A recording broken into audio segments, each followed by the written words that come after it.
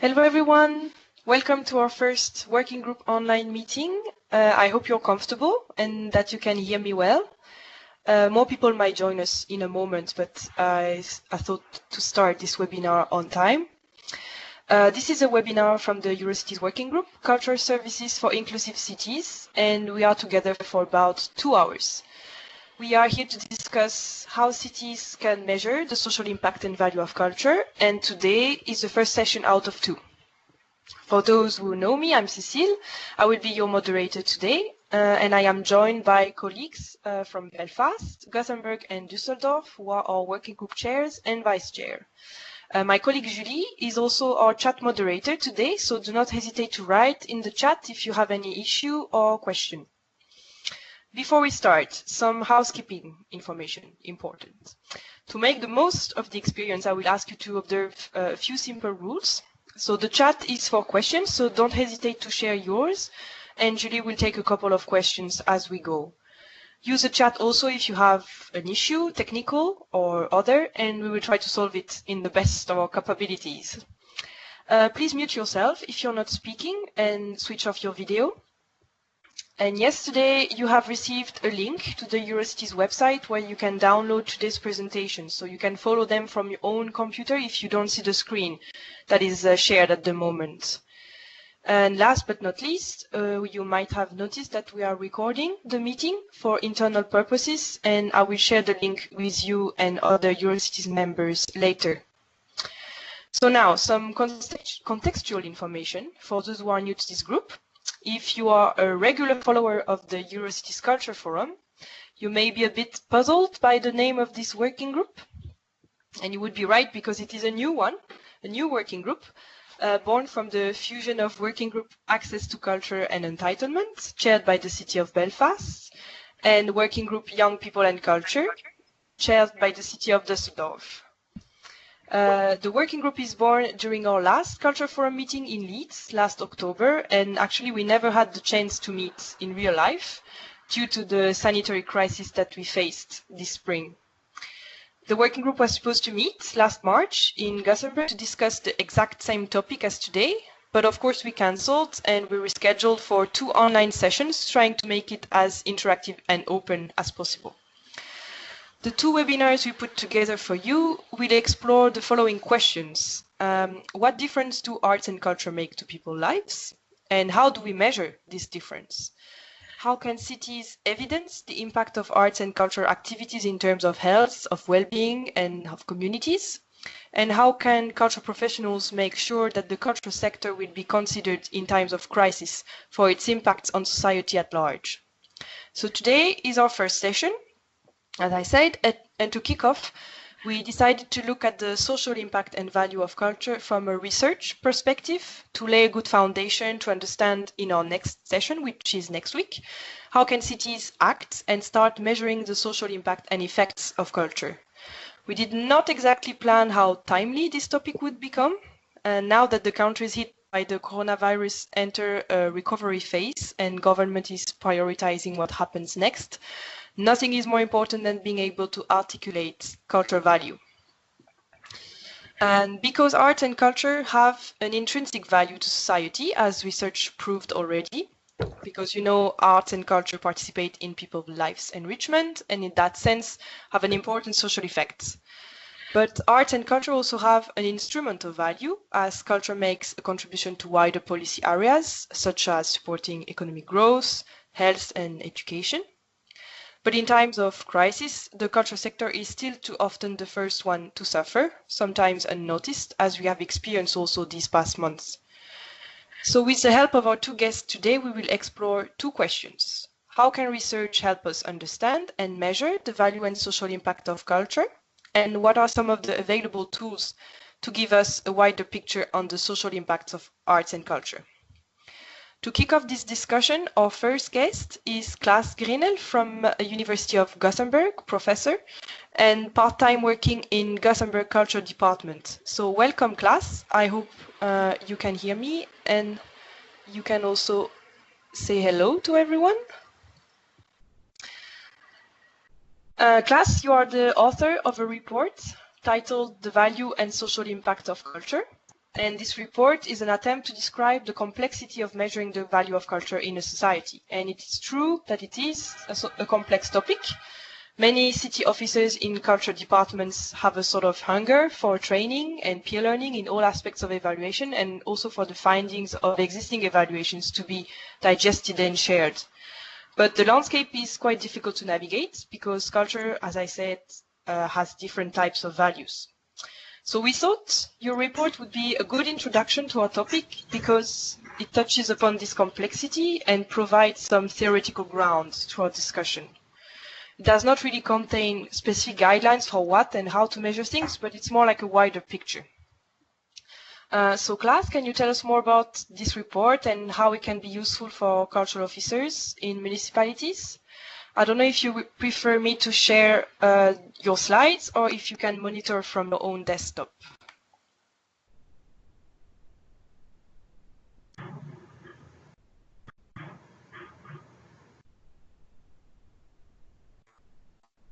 Is class here?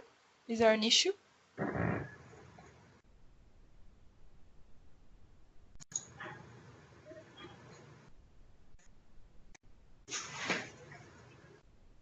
It seems there is a problem with class being connected.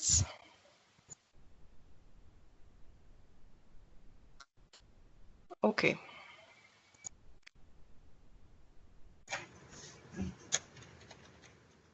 Last try. Class, are you here? Can you hear us? If not, then I see that Sue is online, so maybe we can pass on to you, Sue, instead, if that's fine. That's absolutely fine. And maybe class will manage to join us later, I hope. Okay, so Sue, you're from the University of Leeds, and since you arrived at the university, you worked to build and enhance the university's relationships with external creative sector partners and devise innovative approaches that facilitate cross-sectoral working. Now you're an associate director to the recently launched Leeds Center for Cultural Value. So welcome, and we will take some questions from participants in a moment, but I will kick off with the first question to you. It might be a bit a provocative one, but can you tell us who is the evaluation of culture actually for, and what does it have to do with cities? Good question. And hello, everybody. I'm really pleased to be here. I suppose there's many audiences for the evaluation of culture, and there are different ways in which you might approach that as well, and you might approach that evaluation depending on who you are and obviously what the reasons for that. I think in terms of the Centre for Cultural Value, there are two main audiences for the evaluation of culture. One is the artists and the cultural practitioners themselves, to enable them to improve practice, but also to have some really robust and compelling stories to tell about the value of their work and the value of their work with the communities that they work with. Those compelling stories can be directed both at themselves in terms of helping them to kind of develop their practice, but also at policymakers, both within cities, within localities, regions, and ultimately the government as well. So the evaluation of culture, I think, is important in the policy context, and it has been problematic, certainly within the UK.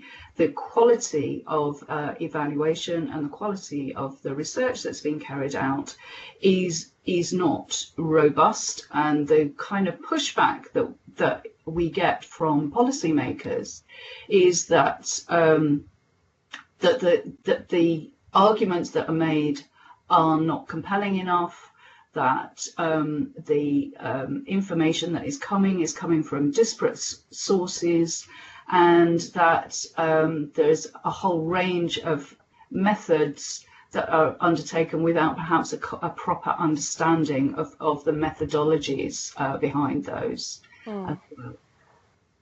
Okay, you mentioned the Center for Cultural Value. It is based at the University of Leeds, and it's the first of its kind in the UK. Can you tell us a bit more about it? Why was it created exactly, and what type of challenges it responds to or tries? Yeah, well, I think it very much responds to that difficulty that we have within of having a kind of robust amount of research that will actually help to build the case for cultural value. And it's come and it came from a research inquiry which was set up in 2012, which was funded and led by the Arts and Humanities Research Council, which is one of our kind of centrally government funded research.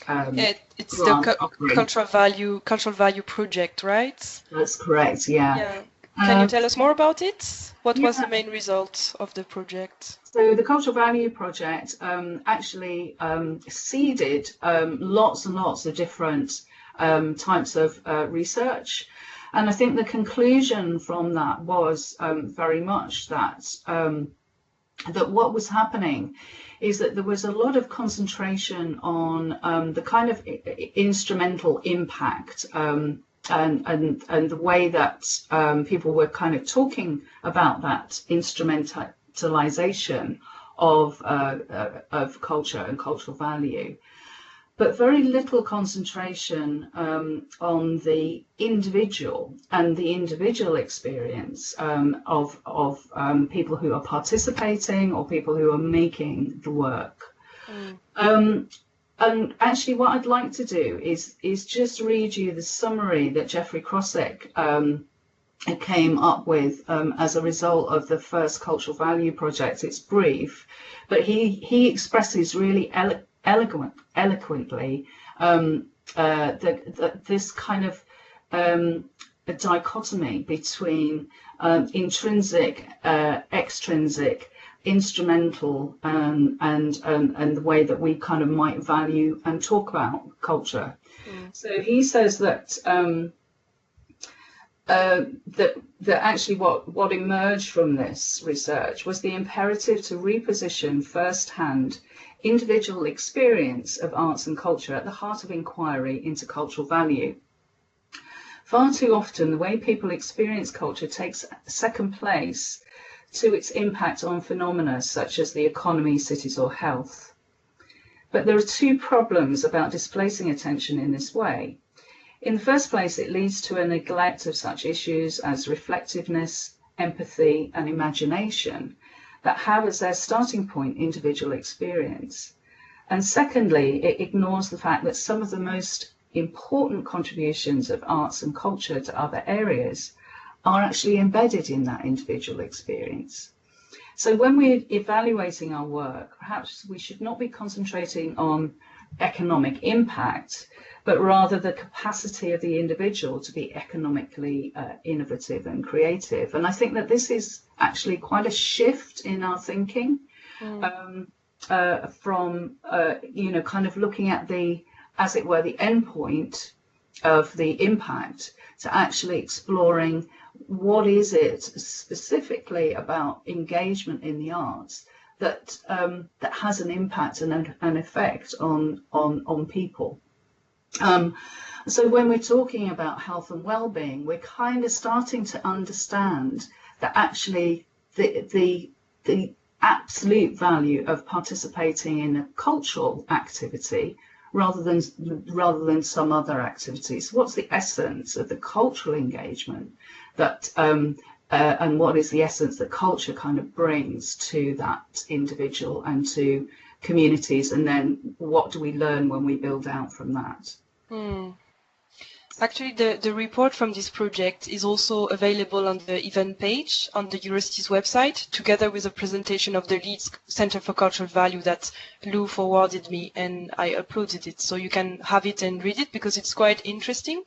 And for instance, in this report, I read that there is already quite an existing knowledge base of the effects of cultural engagement, and we also know a lot about how these effects have improved in the last year. And even now, it has been even more proved, thanks, in quotation marks, to the coronavirus crisis, because we were all kind of turning to books, online movies or plays, virtual visits to museum, and culture has really become an essential feature in our daily lives and for well-being during these strange times. But Sue, do you think we still need to go further in the understanding of cultural value? What is kind of left to understand? And maybe it's more about how now we frame this knowledge and expose it to decision makers. Yes, and that was the kind of result and conclusion from the second report, which is also available, which was to develop a centre where this information and the research could actually be brought together and assimilated. Because, as you say, there is a lot of a lot of research out there. Although, interestingly, what we've found, we've been doing some work around arts and health recently, looking at arts on referral or social prescribing, and actually, what we found is that there, across all of the publications published in English, there are only actual 17 peer-reviewed reports around this particular area. So while we think that there is actually quite a lot of research, actually sometimes when you dig down, a lot of what we are hearing is actually based on small numbers of actual pieces of research. But going back to your question about assimilation, I think that's absolutely what the Centre for Cultural Value is aiming to do. Bring together the research, but then make it usable. It's quite pragmatic in its approach.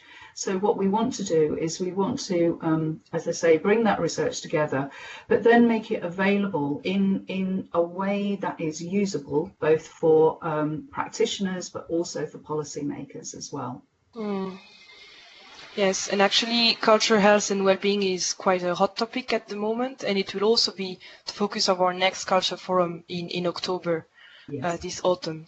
I don't know if there is any question from the audience already or from our chairs, because I have more questions for Sue, but maybe we can also take one from the audience. I don't know. One question I see from Christine. Christine, do you want to ask your question live? Yeah, it was, Sue, you mentioned social prescribing, and it's something that it's still quite rare here in Northern Ireland. And I was just wondering across the other cities if it was something very common or something that nobody had ever heard of, or just interested to find out how that was appreciated by the healthcare sector in other cities. Is that a question for me or generally? Well, so you probably know already, with all your research about, the kind of uptake and use and the impact of this across various cities. But I was just interested to know, there's a really good range of cities here, to find out if anyone had any, knowledge around whether that was working in their city and what they thought about it.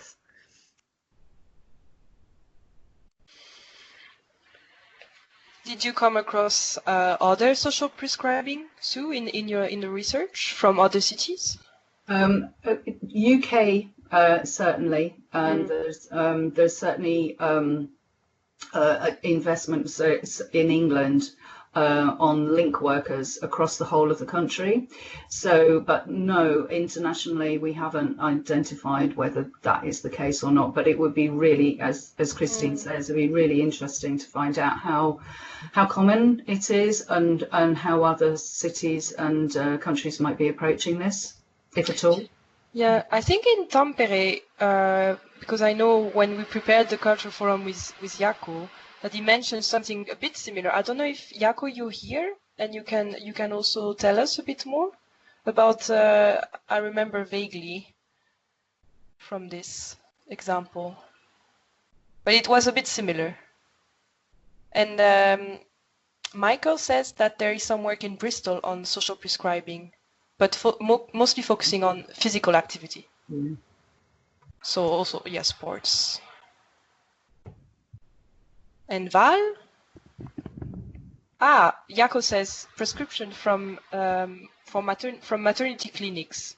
So for moms as well and fathers.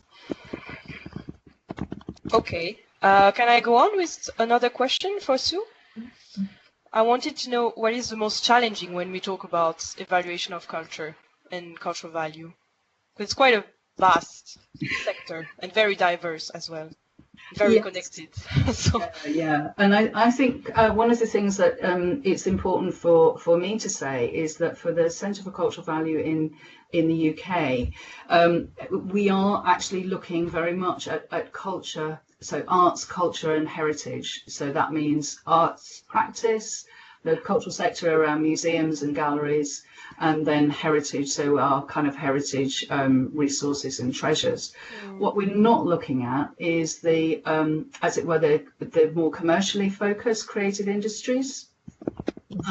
So one of the things about the Centre for Cultural Value is that we're looking at very much the social impact rather than the economic impact or the kind of hard economic KPIs that might come out of this kind of creative cultural practice.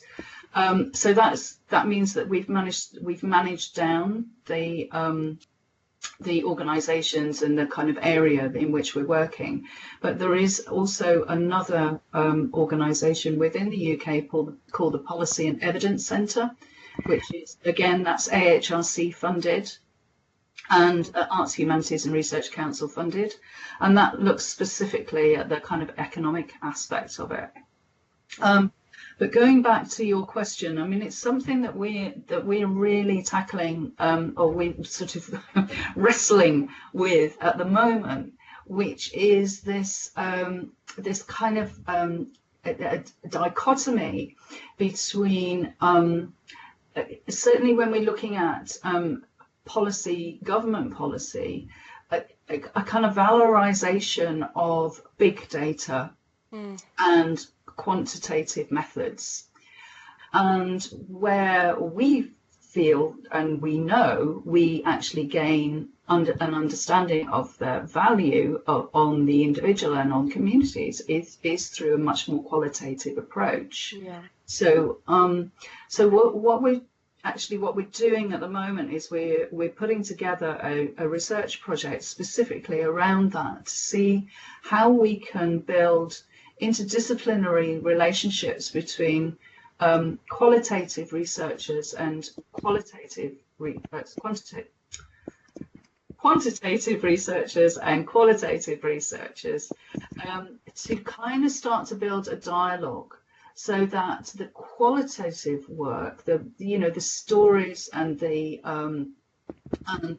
case studies, etc., can actually start to inform the numbers. Because what we're finding is that the actual lived experience is completely squeezed out of any of the kind of number crunching. So how do we kind of build something into that? So as well as building those interdisciplinary teams, we want to bring the artist right into the center of that process as well. So we're looking at building a new method, which is building on the method around artist as researcher. So there has been some work already, but what we want to do is we want to see whether by bringing the artist into that dialogue between those different research methods, we can actually create something that is quite useful for our exploration of what cultural value is, but also how we tell those compelling stories to policymakers and commissioners and decision makers. Yeah. So yeah, I guess you're working, so as you said, you're working with artists as a specific community. Any other specific sectors or target groups you are collaborating with? Well, artists, we're also collaborating with our funders.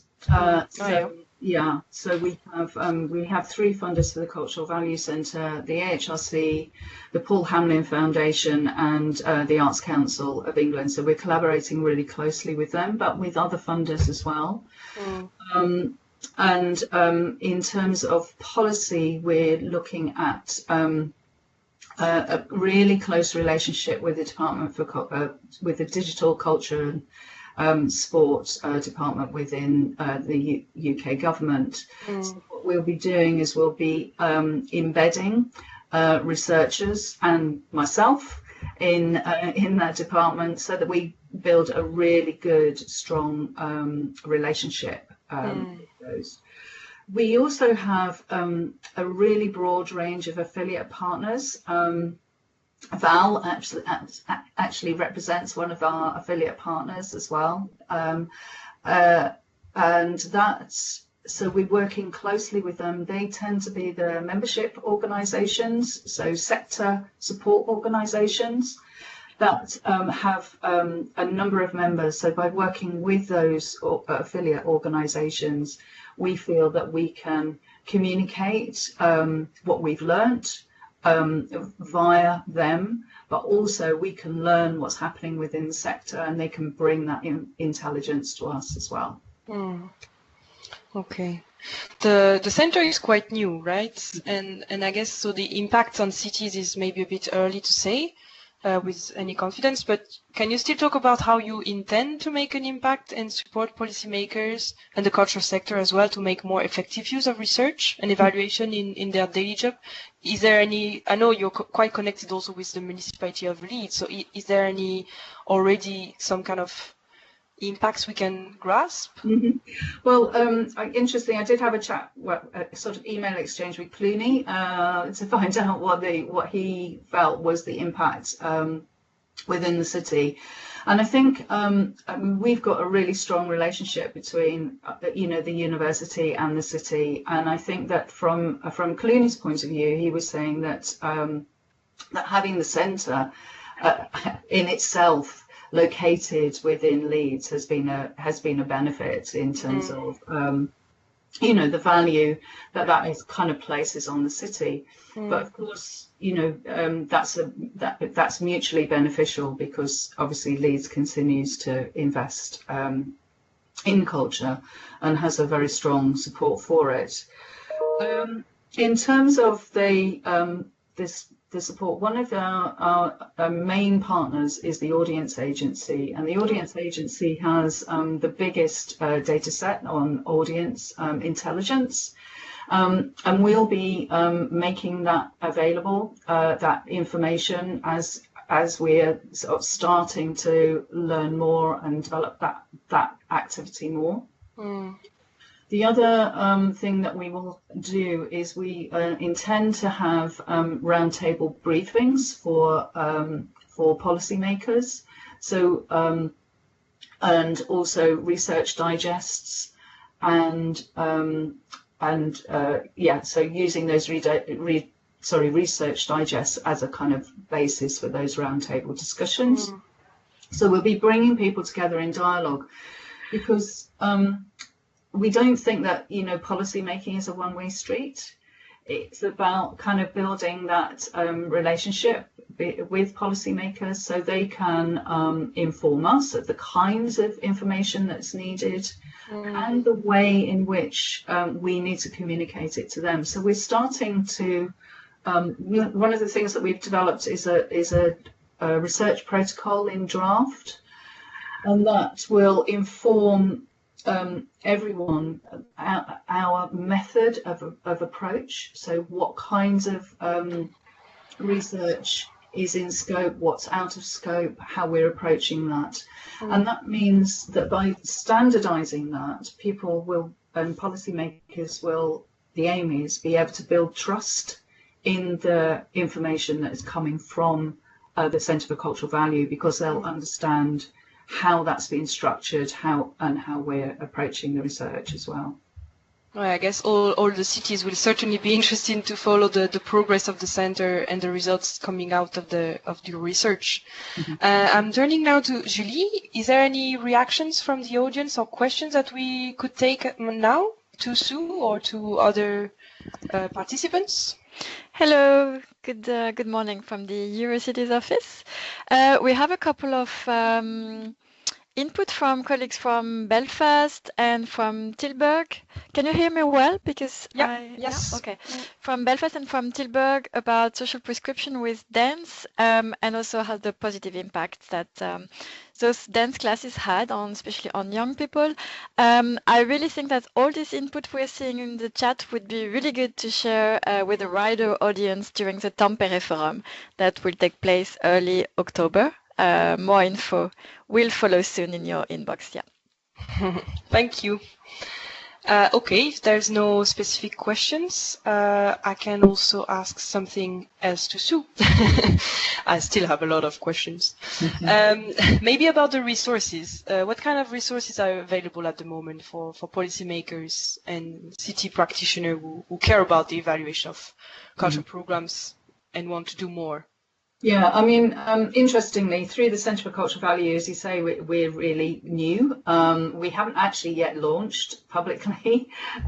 So we're kind of working on this behind the scenes. So the resources are people at the moment, but we will be developing, as I say, kind of online resources. One of the other things that we are looking at is there is a program called YARN, which is an online program, which means that people can actually upload their own information onto it. So we're going to be developing that over the next year, and that will be accessible to anybody. And they can see what other people have uploaded and also participate and kind of curate that in the way that they want to. I think that's it in terms of the resources. I mean, obviously, generally there are wider resources available, but one of the things that has actually been hampering some of the response to the COVID-19, certainly from the government's point of view, is that they don't have that resource yet. They don't have a true understanding of the shape of the cultural sector, and they don't have an understanding, really, a kind of collected understanding of its value and its impacts. So when quick decisions had to be made about support for the sector, they just simply didn't have the information available. So this is something that we are actually working on with them at the moment to see how we can, over the next 12 months, provide that information as people come out of lockdown. You also have an ongoing survey, right? I think the deadline is tomorrow. Do you want to tell more about this survey? Maybe a bit of publicity for participants if you still want to answer. There is still time. Yes, please do. This is really to important. help the center collect data. Yes, I know, and a real sincere apologies because I think everybody is being surveyed to death at the moment. But please do complete it. This will really help us in terms of gaining an understanding of where we're up to at the moment and how we can actually shape the work. This is kind of sat alongside some public consultation events that we've been running across the country as well, across the UK, which has really helped us to kind of build an understanding of where we should be concentrating our efforts. And that kind of goes back to your earlier question, Cecile, about, this is such a broad area. How do we prioritize? And the way that we've been prioritizing is to get that information back from people to identify what's exercising them at the moment and what their needs are, and then we can respond to those and plan that in. I guess mapping is always the first step, but the big one. And once you have this kind of laid out, you can on-go with the rest. I think somebody's telling me that Rachel has an interesting contribution to make. I don't know if, Rachel, you want to tell it to the audience? Oh, hi, it's Rachel. I'm in Glasgow. Apologies, I can't actually see the screen, but I hope you can hear me. Yeah, we can hear you.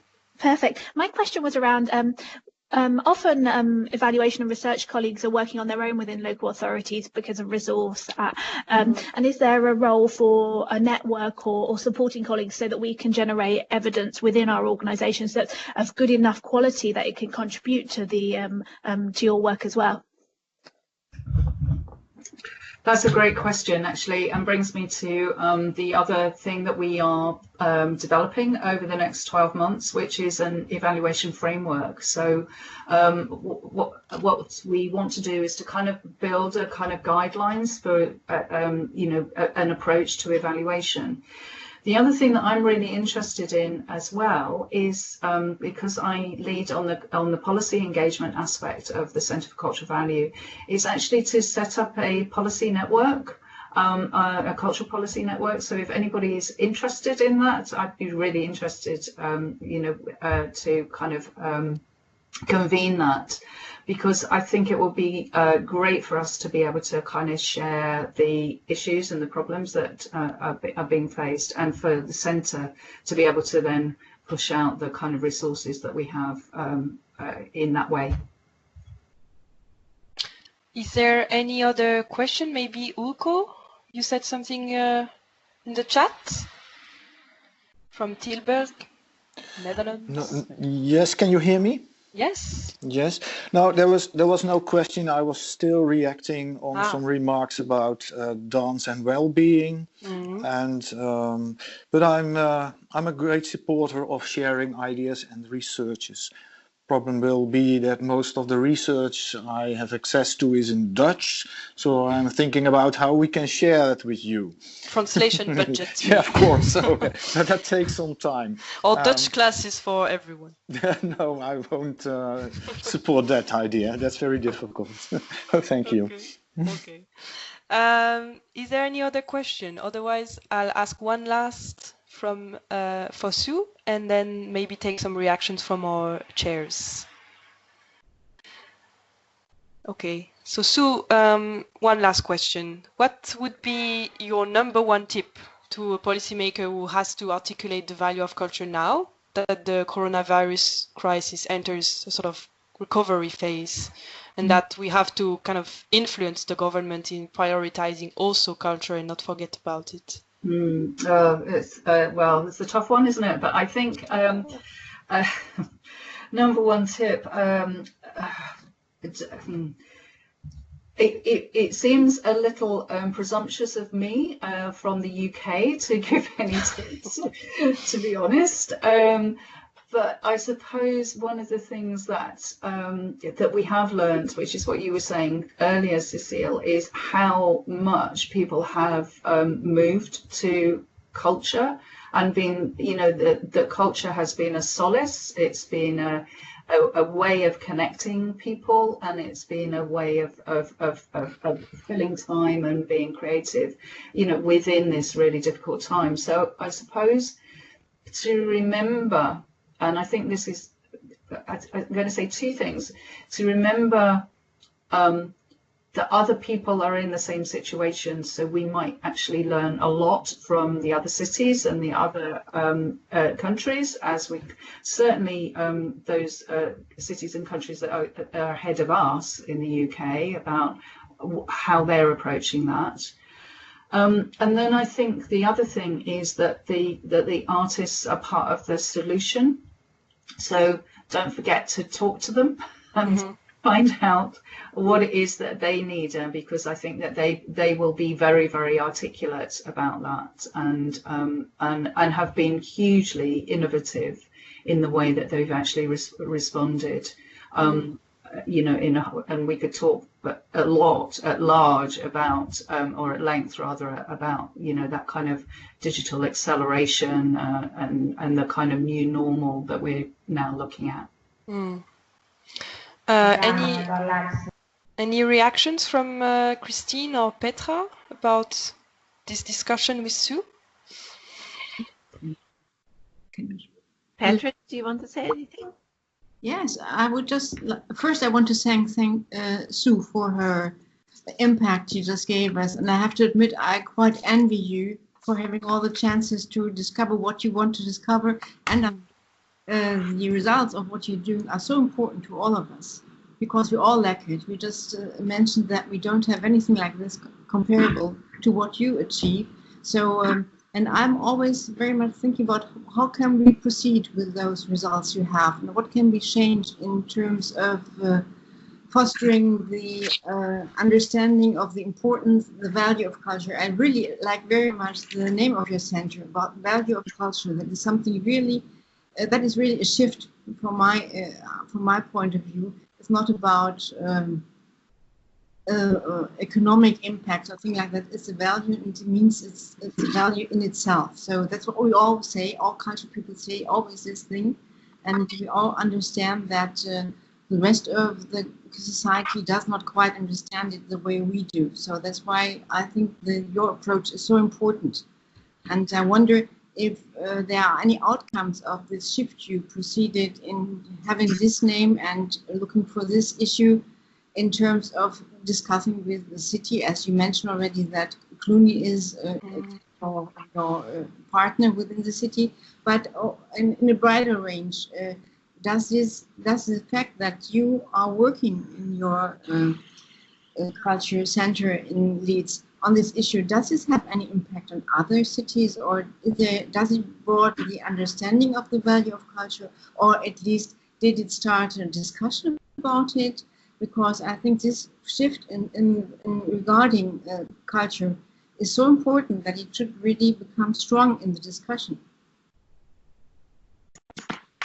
Yes, I think one of the things that we found when we started to do the public engagement consultation events was how popular they were, that all of them were oversubscribed. So we ran 5 engagement events across the country for up to 40. We had to limit it to 40 people because it needed to kind of be a working kind of workshop. But we, people are so interested in this. We were kind of overwhelmed really by how much interest there is in this, both from the cultural centre. Cultural sector, but also from cities, from policymakers, from funders. So it's really touched a nerve, I think, and it means also that it's given us access to the DCMS, which is our kind of our government body, unprecedented actually, and I think that is really encouraging because we've now started a dialogue, and we are in a position to influence and inform.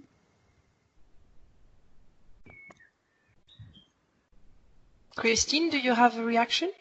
Yeah, I mean, I love all your work, Sue, and I mean, I think although we're getting a little bit of an insider view of things aren't published and they're still in progress, I really like what you and Ben are doing, and it's mixing the academia with the practical and then the engagement as well.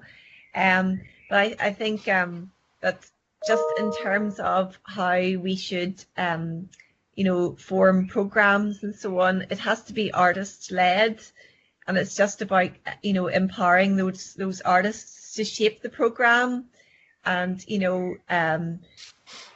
enable them to gain the respect of the doctors and the physicians and the healthcare directors and so on.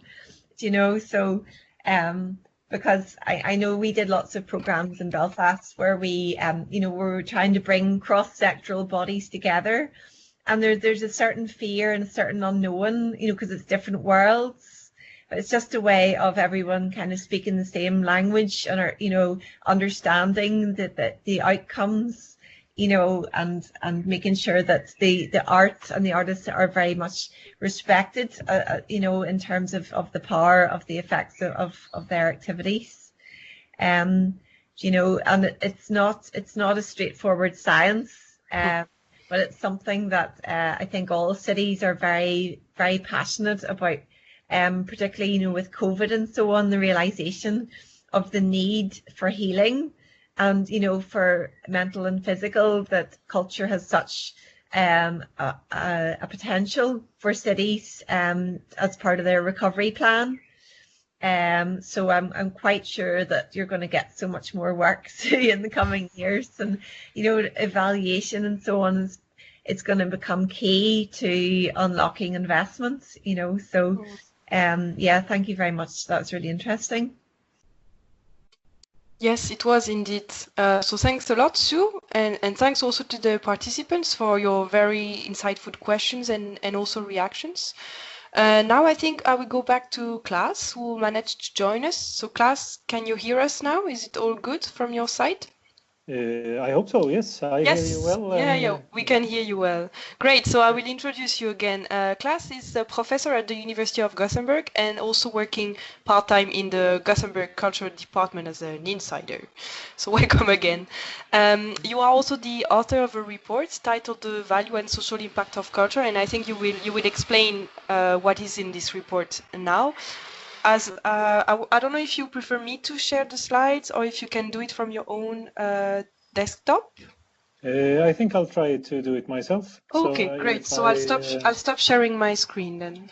Yeah. No, normally it should be fine. So. Might take a bit of time.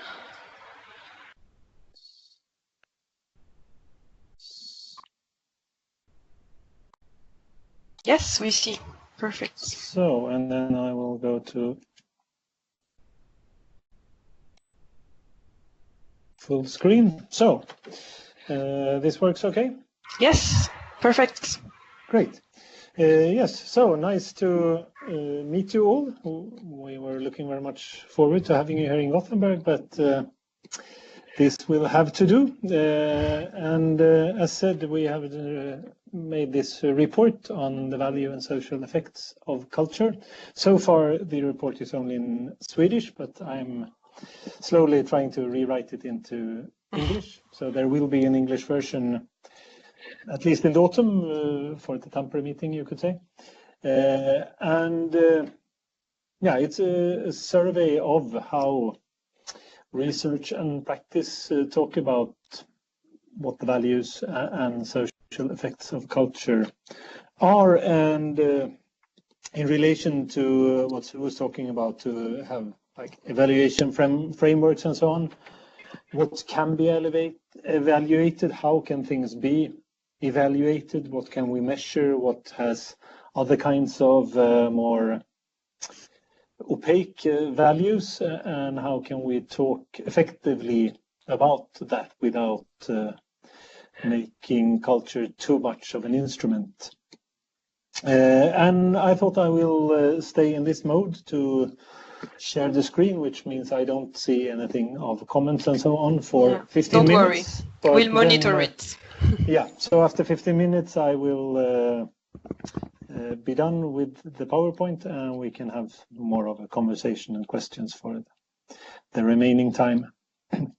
The report is some 50 pages, so this is just a short intro of what it contains.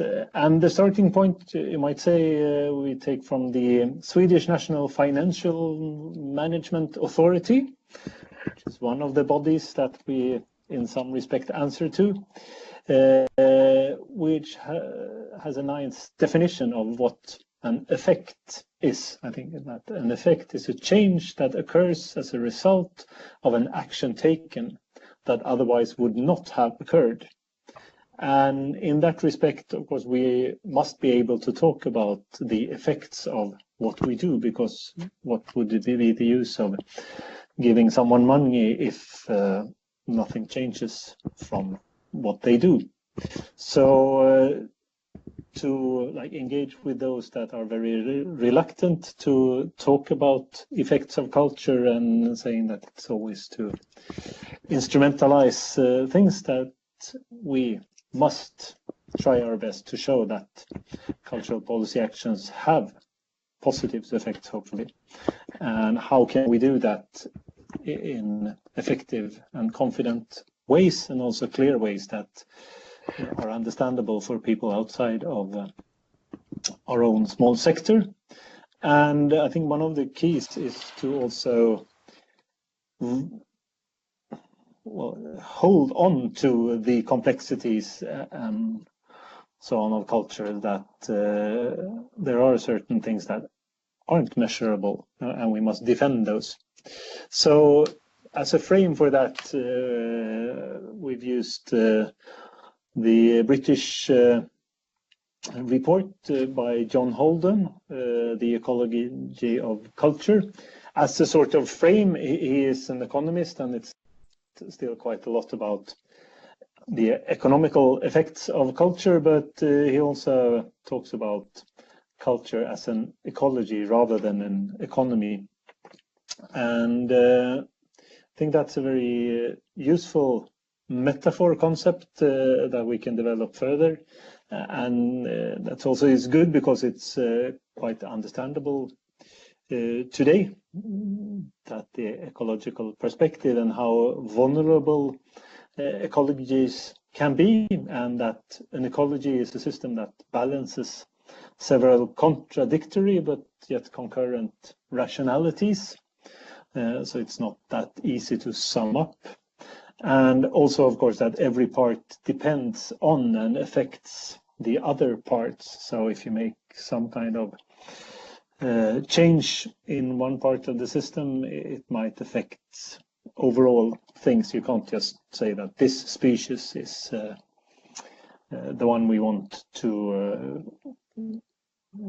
commercialize or something like that. So in Holden's reports, it's much about the interconnectedness and interdependence of commercial and public culture, but we can also talk about vocational and leisure culture and all different things that are interdependent, that they, as we say, both depends and affects on each other.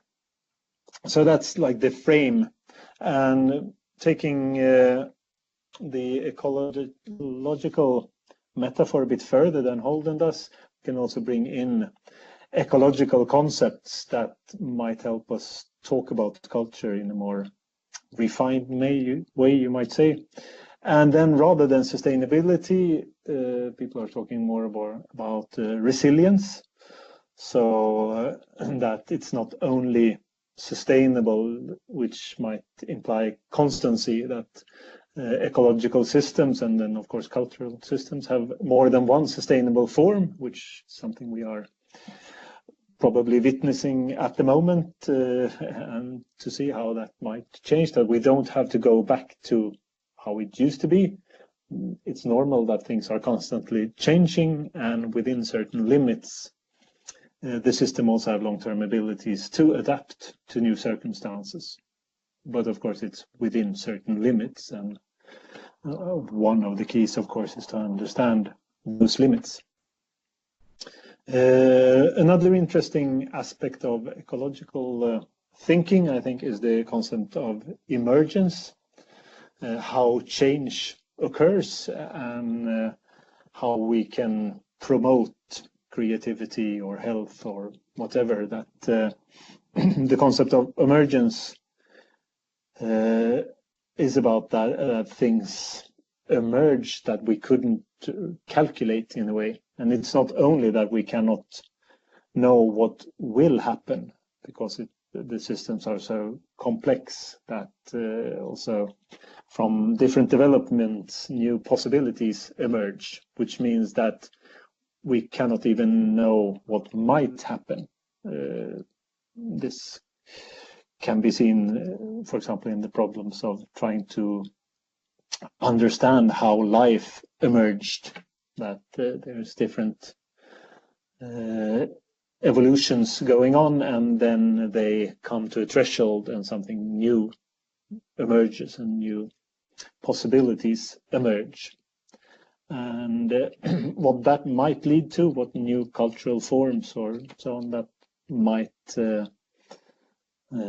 give rise to, it's very hard to predict, and it's even hard to know where in an ecology those openings for emergence in evolution will arise. So in that respect, it's of course it challenges any effort to evaluate and ascribe registered effects to a specific action, and it also might make us careful in making too much changes in the system, since we can't really know, and we have to be very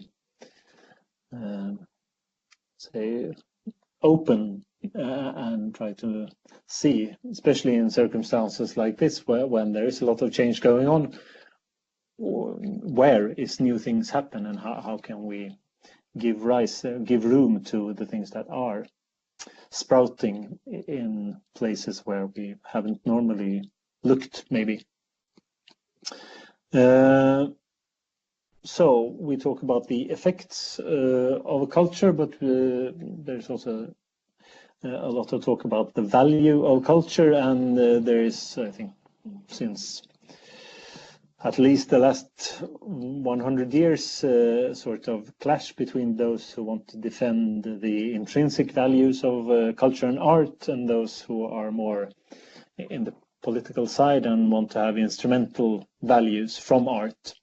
And we also try to give some tools, concepts to show that that's not something that needs to be seen as a dichotomy and a clash. There are more than one value, and they can also interact in a system, so we can make distinctions, which is in many ways what the report is about, to present discussions and make distinctions so that we can have a better informed discussion, and also explain why we might seem to not understand each other or not agree. And we can talk about the intrinsic values, that art is meaningful in itself, and it doesn't have to be well, have any other effect to be valuable. So culture is rather a political goal than a means to any other end. Culture is what people do when they can't do anything else, which we might also have gained proof for in the last month. So it's the ultimate objective of life, you might say, is to have the freedom to play and be a cultural being in some way. And then, of course, it's always a discussion about what culture has that intrinsic value, what art. Is it only high art, the problem of quality? And then we can talk also maybe about individual values, that something has meaning for a particular individual, which is something that we can't really challenge.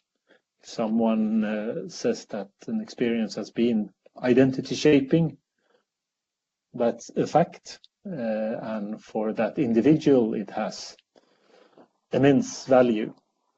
It might have challenged or joyed or transformed a particular individual. If that means that that experience has intrinsic value per se, that might be another question and an open question. So that's one distinction you can make. Another aspect, of course, are the instrumental values, which we talked about before, to produce health or wealth or peace, and often, of course, prestige on an individual level or a social level. So, and that's simply to use culture as a means to reach other goals, and to have culture as a political tool. And of course, it could be seen as a contradiction to say that culture is either a political goal or a political tool, but it might be possible to say that they can coexist and be also interdependent in different ways. And another aspect of instrumental values could be the more institutional values that culture provide, the forms and spaces for community and conversation on society and life, and how we can dream about what society we want to have, and that culture as such is an institution that provides society with those kinds of interactions. But of course there is also a lot of institutions for culture that are more physical spaces where citizens can meet and where we can produce the values for democracy, community, society, so on. And in the report we do other things as well, talk about the different meanings of the concept of culture, which of course is one of the hardest words to define, but also there we can do different ways of making distinctions between a more ontological aspect of culture, anthropological aspect of culture, and so on. But I don't have the time to go into all these different ways, so I'll just give some of the conclusions. And as I said, the report is a sort of collection of concepts and tools more for the discussion on what can be ascribed value and how can we find evidence for social effects. How should we talk about those social effects? What can be measured? What must be discussed on a more conceptual level? And how can we find a more precise and hopefully confident way of promoting what we do to other departments in the city and so on. And of course, some of the problems are that many of the societal effects of culture occur far from the field of cultural policy. So there are other policy departments that harvest what we sow, which shouldn't be a problem, but of course with audits and so on can be a problem. Another thing is that the effects often become visible only after long time spans. If you read books to children, they might be more healthy and providing citizens when they are 30, 40 years old, but that's very hard to measure and difficult to put into a budget discussion and so on. So the instrumental values are hard to measure and very hard to tie to any individual cultural activity. So we mustn't, we must keep quite an abstract level of discussion, I think. And there, the concept of culture as an ecology might be helpful to provide that discussion ground and to use these concepts and hopefully gain better understanding for how culture is valuable and has social effects. And I said soon, sometime, there will be an English version, and if you have questions and comments, of course we take them now, but you can also mail me and we can follow up on what's going on. Thank you, class. Is there any reactions from our working group chairs maybe first? Thank you very much. That was really interesting, class. Hopefully we can get a copy of the presentation as well. There were some good quotations from it. I was just wanting to ask about the longitudinal surveys, looking at the impact across a number of years of work and what the kind of optimum time frame was for that, just in terms of how long, is it a lifetime, or is it like was 3 years sufficient? We're looking at doing a 4-year piece at the moment. Have you any feelings on that kind of longitudinal study length? or anything around how people should really try and value? Yes, to start with, the PowerPoint presentation is available on the website, or I sent it in, so somewhere you can find that. Yes. So of course that the longitudinal aspect, it depends on the question, what you want to measure, of course, and I think it's. I mean, there are some interesting cohort studies where they follow 1 year on like a 30-40 year basis, and of course some things, like there are reading studies in Britain with people born, I think, in the 80s something, and you can show the difference in how much they were read to when they were 3, and some of the effects of that might show when they are 25. If you look, where do they work, how much social engagement do they have, how much volunteering do they do, and that there are correlations. And then of course it's also very hard because there are correlations to a lot of experiences they have had, so to pin that to that particular thing, of course it's hard.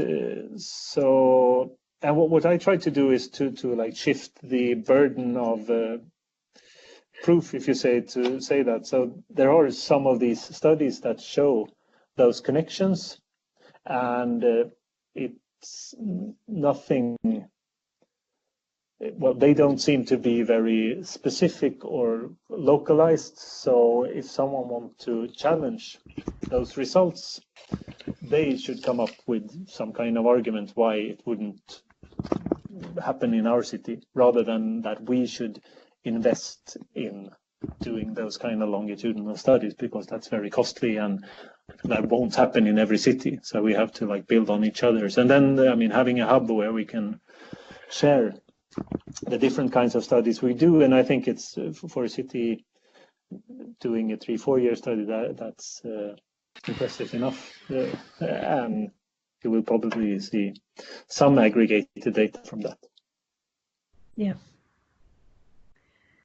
Yeah, I was just saying that's why, you know, you refer to the ecology. It's creating the environment within which you know, change can happen and the benefits can be felt by everyone. So it's one of those things that, you know, the best that we can do is create those environments and the ecology and try and influence the attitudes and invest in the artists and so on, and you know, just make that available to all, rather than maybe just you know interventions for specific groups and so on. Just try and make that across the board as much as possible. Yeah, and I think one argument you can take from that concept is also that an investment is not only for one group, because it affects the whole ecology. So even if you look at attendance or something, it might seem to be just for a very particular group in the city, but you might argue that that's an important investment that will affect the whole system and in different ways produce other kinds of effects far away. And to trace them will be very difficult, of course, but yeah. It has been already proved that investing in culture has like spillover effects over a long time, but as you said, it's very difficult to measure that. You would have to follow a small group of people for a very long time, and well, it's quite a task. I'm also thinking about the artists and the cultural workers who are actually producing culture. How do we measure their contribution as well? Or how do you make sure that this is also taken into account in this whole ecology? So one of the aims, of course, is to find like a language where we can meet, because at least here, most of the artists and practitioners are very reluctant to go into the utility field, if you say, because that's not what they do. They are more on the intrinsic aspect, and they want to do that. And I think this can also, for them, serve as a kind of support and say that it's fine. For an artist, maybe they shouldn't care about other things than the intrinsic value of what they do. And then we can measure, but I mean, if they start to think about or try to produce social effects, then it often fails because it becomes like politicized in different ways or so on. So I think that's an important way to show. And then you might have just like thresholds in a way that a city needs a certain number of, or an ecology needs a certain number of participants in different kinds of art fields to have this like critical mass for a resilient cultural ecology. Yeah. And what they do is not that important. So you don't need to be on them too much to measure what they do or so on. To leave them alone and to argue on the more abstract level that that is what makes a city livable and functionable, and argue for the value of culture on other fields. And also I think also be more, as I say, confident in a way that this is a particular field and we cannot let the auditor or people from other fields decide how it should be discussed. We have like specific concepts of our own that we need to defend and promote. That's interesting. Is there a reaction? I think, Sue, you have a question as well? Or other researcher in the room? It wasn't a question, more a just a comment about Leeds. So thinking about the ecology, how Leeds has kind of integrated culture into its inclusive growth program. I just wondered whether other cities have taken that approach as well, to kind of see that culture is a strand in the same way that transport or infrastructure might be as well.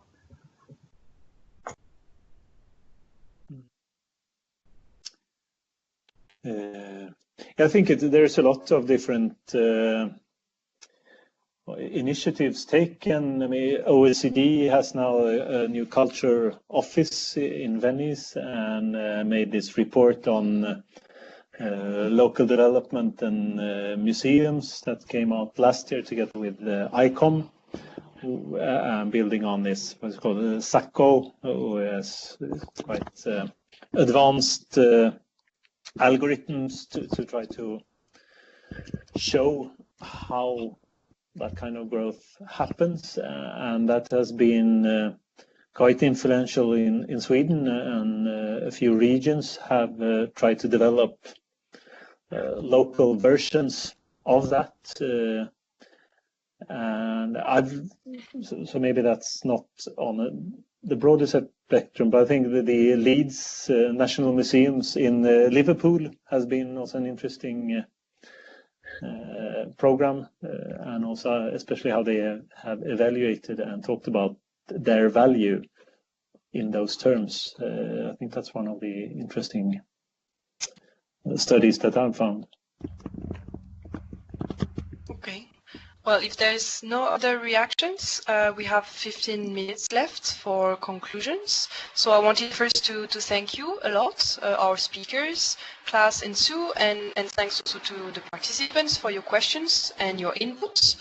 It was really clear, I think, and pedagogical, and I hope useful for our members listening today. Maybe a quick reaction from our chairs, Petra and Christine. What would you take away from today's discussion? I felt that Petra? Yeah, Petra first. That is a very interesting approach you just presented to us. And I read in the agenda of today that you're also working in the Gothenburg Culture Department. I'd like to know your approach of regarding culture as ecology has any impact on the work of the Gothenburg Culture Department, or at least in the discussions because I think there's a big gap between the theory and the practice. But I at least like to think both and together. So how are your experiences about this? And I see colleagues from Gothenburg also in the crowd, so maybe they can complement with their own views, Kerster and Joachim. Yes, so the report is written within my work at the Culture Strategy Department with Joachim and Kerster, so it's the city that has produced it, if you say, and we launched it in January. So it's quite new, and we were able to have a few presentations and discussions before things started to close down, and the reaction has been quite good. And I have done it in close relation also to the more economical